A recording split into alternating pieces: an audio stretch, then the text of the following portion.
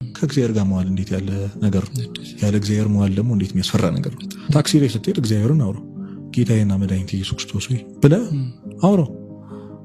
ሰማዩን ስታየው አድንቀው፣ ምድሩን ስታየው፣ ፍጥረታቱን ስታየው እንዴት ያለ አምላክ ነው እያልክ አውራው። ተዘክሮተ እግዚአብሔር ነው ጸሎት። በነገራችን ቁጭ ብሎ ስለ እግዚአብሔር ቸርነት መደነቅ ጸሎት እንደሆነ ታውቃለህ። ቁጭ ብለህ አይ እግዚአብሔር እንደው ምሕረቱ እኮ ብሎ መደነቅ ጸሎት፣ ትክክለኛ ጸሎት። በቃ ይሄ ተዘክሮተ እግዚአብሔር ነው። ልብህ እግዚአብሔርን እያሰበ ነው። ቀደም ጸሎት ከእግዚአብሔር ጋር የምንገናኝበት ድልድይ ነው። እግዚአብሔር መነጋገሪያ መንገዳችን ነው ብለናል። በቃ እግዚአብሔር የምታስበት ነው።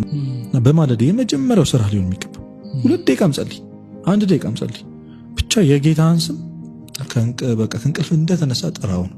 አሁን አንዳንድ ሰው ጠዋት መጸለይ እንኳን ይሄ ምንድነው በወጉ በኮነኔ ነው ምናምን ይባል የለ።